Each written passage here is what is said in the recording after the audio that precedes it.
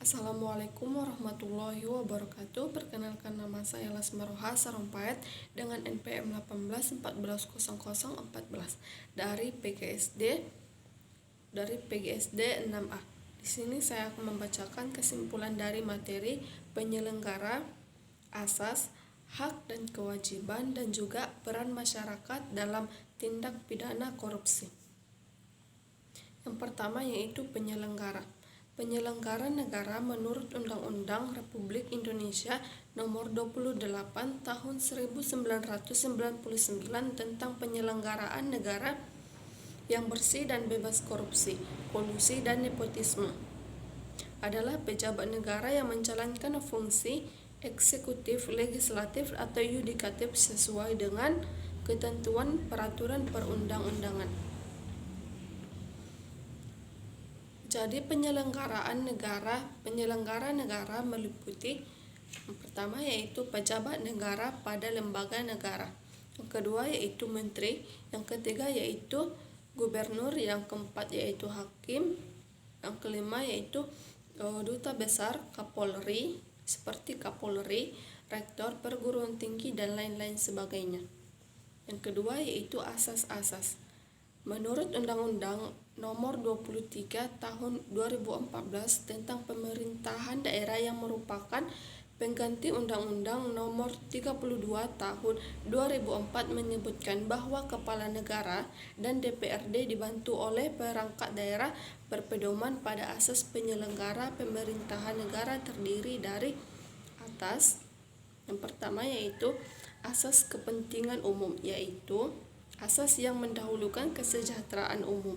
Yang kedua yaitu asas kepastian hukum, yaitu asas yang mengutamakan landasan peraturan perundang-undangan kebijakan negara. Dan yang ketiga yaitu asas keterbukaan, yaitu asas yang membuka diri terhadap hak masyarakat. Yang keempat yaitu asas tertib penyelenggaraan negara adalah asas yang menjadi landasan keteraturan dan keseimbangan negara. Yang kelima, asas profesionalitas, yaitu asas yang mengutamakan keahlian yang berlandaskan kode etik dan undang-undang. Yang keenam yaitu asas proporsionalitas, yaitu asas yang mengutamakan keseimbangan antara hak dan kewajiban.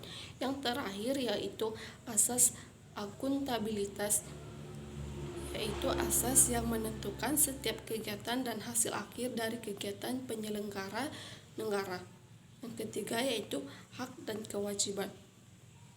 Hak merupakan sesuatu yang mutlak menjadi milik kita sendiri dan penggunaannya tergantung kepada kita sendiri. Contoh dari hak tersebut yaitu yang pertama, setiap warga negara berhak mendapatkan perlindungan hukum.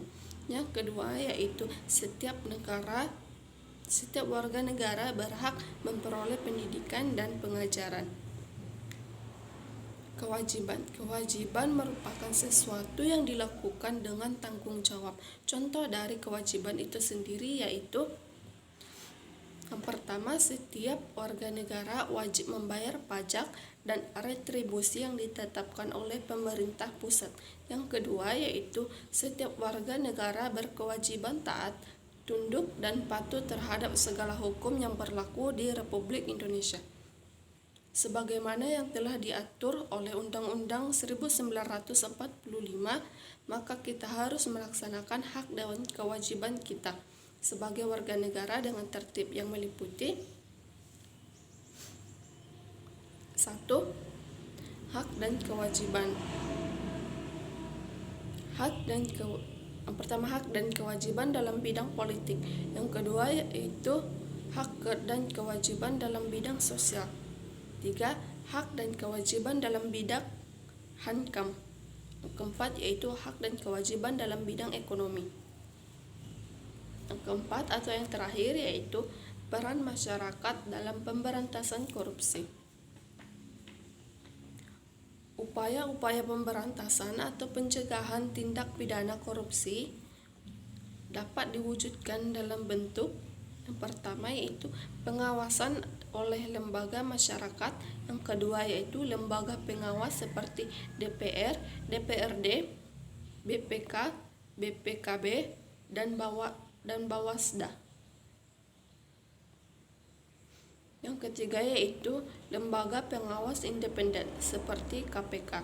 Yang keempat atau yang terakhir yaitu lembaga penegak hukum seperti kepolisian, kejaksaan, dan pengadilan. Pemberantasan tindak pidana korupsi dapat memuat ketentuan pidana, yaitu yang pertama menentukan pidana minimum khusus, yang kedua yaitu pidana denda yang lebih tinggi, yang ketiga yaitu ancaman pidana mati. Bentuk-bentuk peran serta masyarakat dalam pemberantasan korupsi antara lain yang pertama yaitu peran sebagai informan atau penyuplai informasi. Yang kedua yaitu peran sebagai penyebar isu. Yang ketiga peran sebagai pengawas. Yang keempat yaitu peran moral melalui pendidikan. Pesan moral melalui pendidikan. Cukup sekian kesimpulan yang saya buat dari materi penyelenggara, asas, hak dan kewajiban serta peran masyarakat dalam tindak pidana korupsi. Cukup sekian penjelasan saya tutup dengan salam. Wassalamualaikum warahmatullahi wabarakatuh. Terima kasih.